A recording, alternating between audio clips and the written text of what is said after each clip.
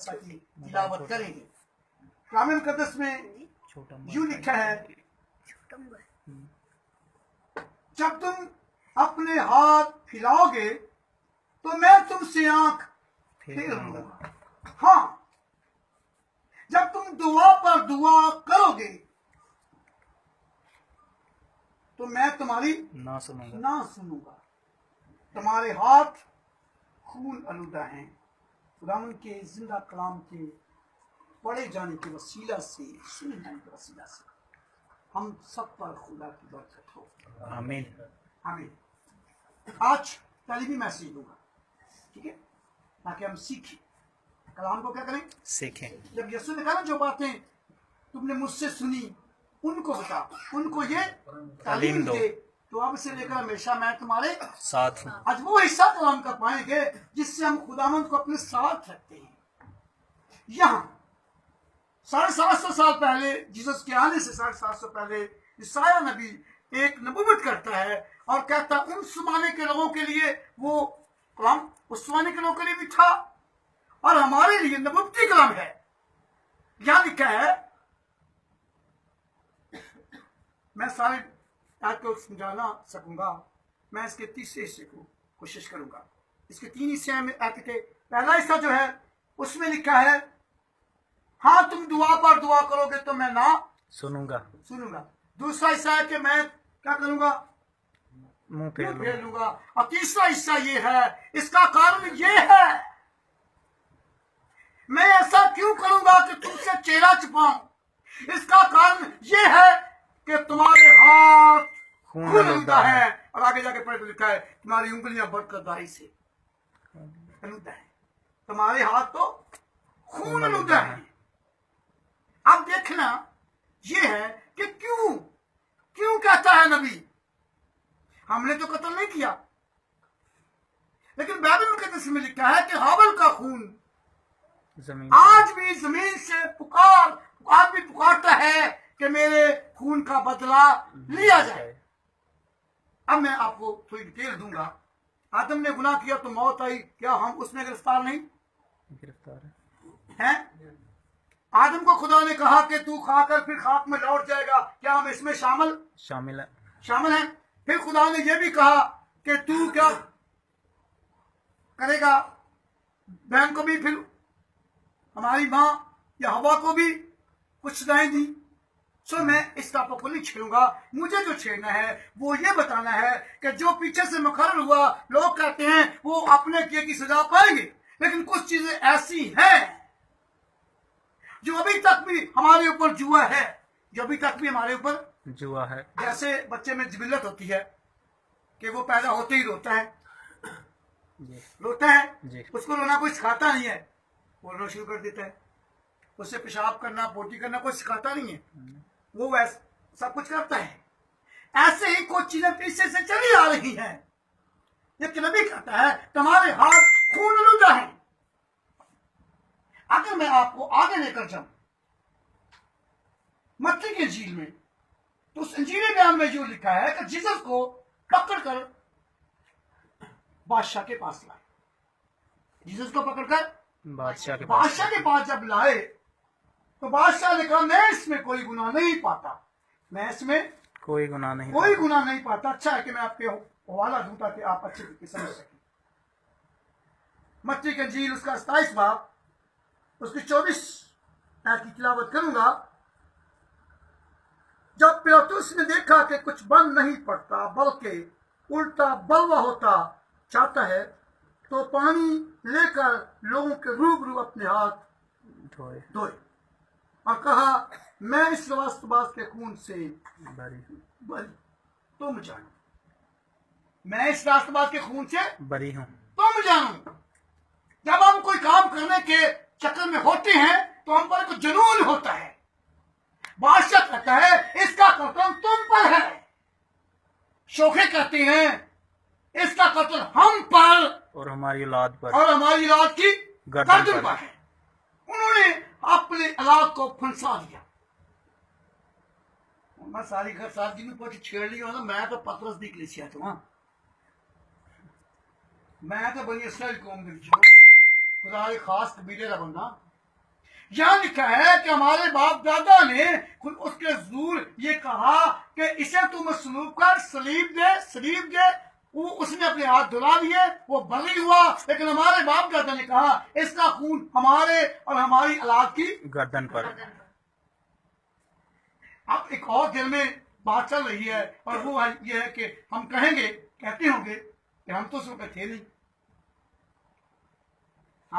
थे नहीं, पर उनकी रात तो है ना, वो हमारे बाप दादा ना थे, बेशक वो हमारे बाप दादा थे जिन्होंने कहा है। इसी सब से नबी नबूवत करता है कि अपने हाथों को धो, तुम्हारे हाथ तो खून आलूदा खून आलूदा है, तुम्हारे हाथ तो खून आलूदा है। इसलिए अब हम सीखेंगे इसको आगे, और मैं आपको आगे लेके जाऊंगा तो बताऊंगा कि हम मानेंगे।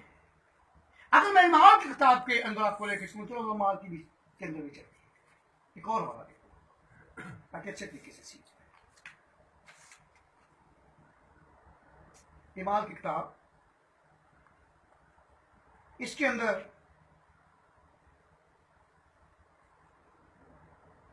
लिखा है, पहला बाप उसकी 22वीं है, ऐसे लियो ये बातें सुनो, ऐसे लियो ये बातें सुनो कि यीशु नासरी एक शख्स था जिसका खुदा के तरफ से होना तुम पर उन मुझसों अजीब कामों निशानों से साबित हुआ जो खुदा ने उसकी मार्फत तुम में दिखाए, चुनाचे तुम आप ही जानते हो। जब वो खुदा के मुकर्रा इंतजाम आलम सबका के मुताबिक पकड़वाया गया तो तुमने बेशरालों के हाथ से उसे मसलूब करवा डाला। अब दो किस्म के लोग मुझे यहां नजर आते हैं। वहां कहता है कि तुमने उसे बेशरा के लोगों के हाथ से मसलूब कटवा डाला। अब मैं आपसे पूछता हूं, आप शरा वाले हैं कि बेशरा है? क्यों बेटा, शरा वाले हैं या बेशरा है? कोई एक गल कह दो ताकि मैं आगे चलना। शरा वाले, हाँ मेरी बेटियों, शरा वाले हैं या बेशरा हैं? हम शरा का मतलब बता देता हूँ। शरा का मतलब है कि हम किसी कायदे पर चलते हैं, कानून पर चलते हैं, मकाम पर चलते हैं, हमारे पास कोई आइन है, उसके मुताबिक हम चल रहे हैं। शरा है खुदा की, यानी खुदा की हमारे पास शरीयत है। अभी कितने लोग फैसले से बात करेंगे, कितने लोग यकीन रखते हैं कि हम शरा वाले मिसाल के तौर पर हाथ नीचे करेंगे। अब वो हाथ उठाए जो कहते हैं हम बेशरा हैं, कोई भी नहीं, सब शरा वाले हैं। बाइबल मुकद्दस में मेरी बेटियों हम ये इकरार करके फंस गए हैं, क्योंकि बाइबल मुकद्दस ये कहती है,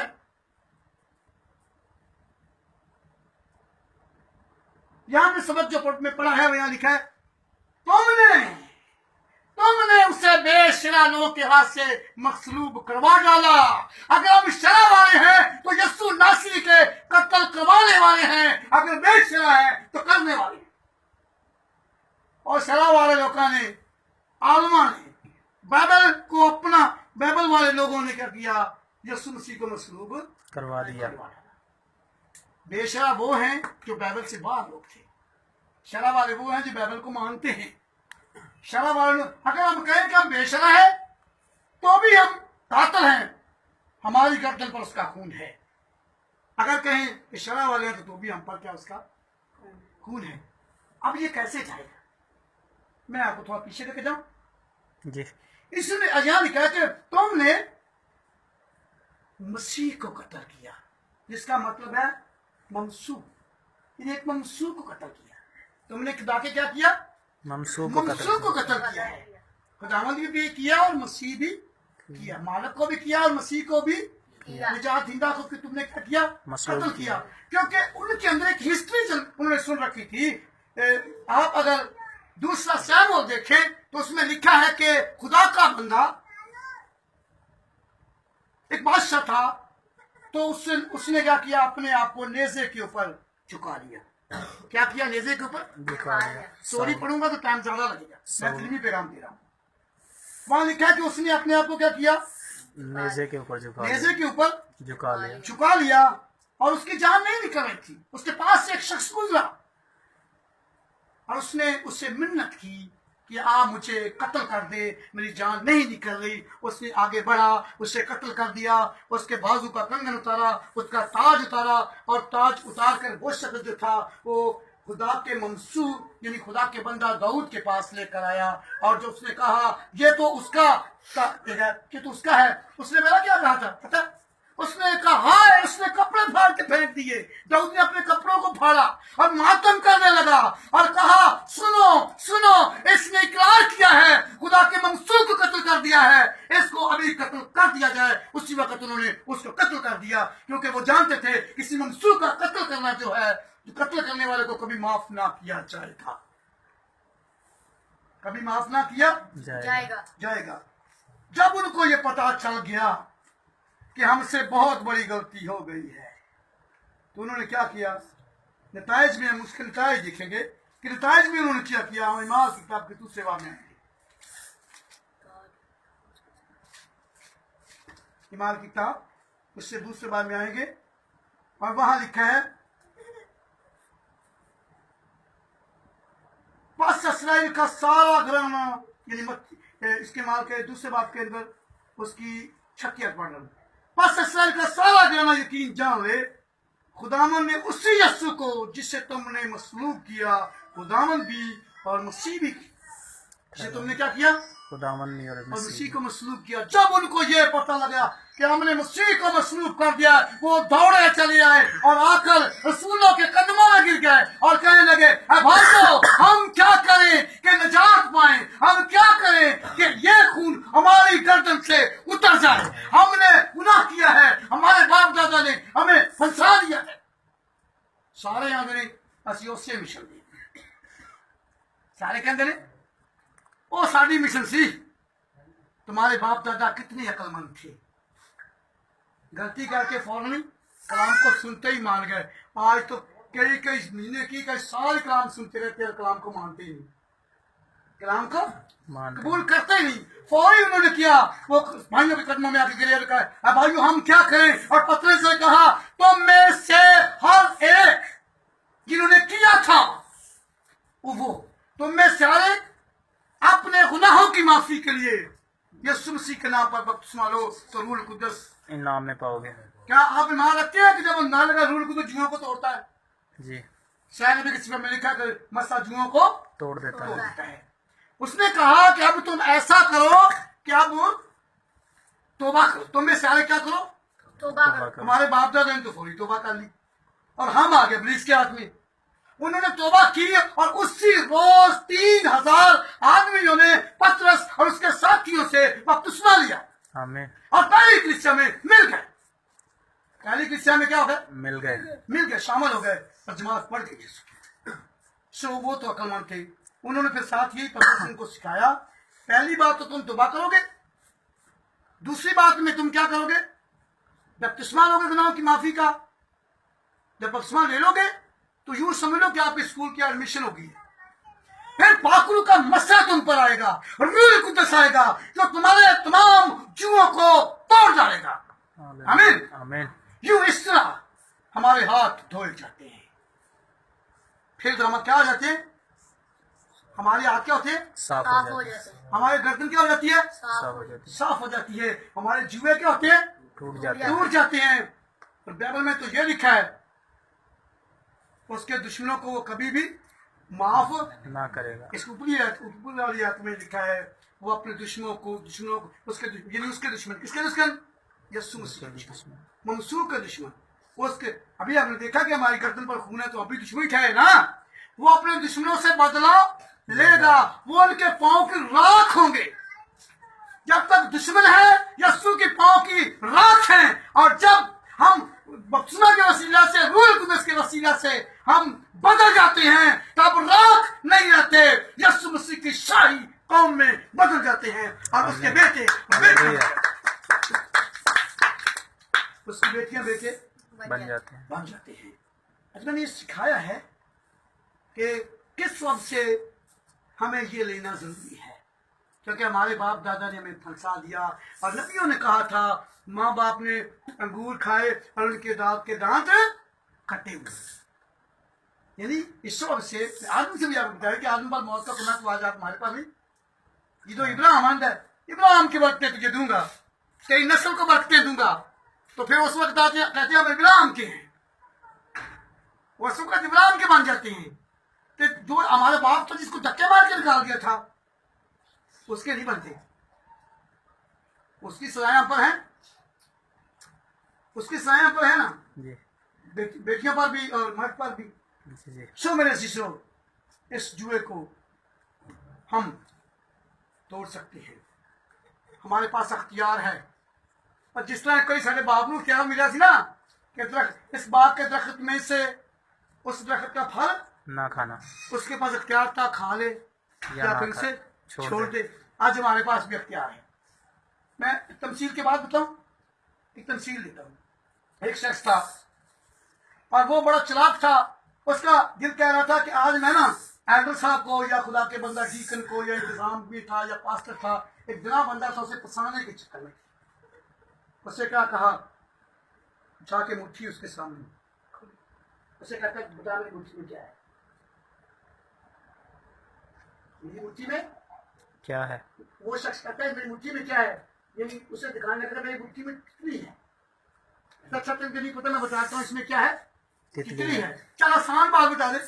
इसने क्या बताओ, उसने कहा यह जिंदा है या मुर्दा है।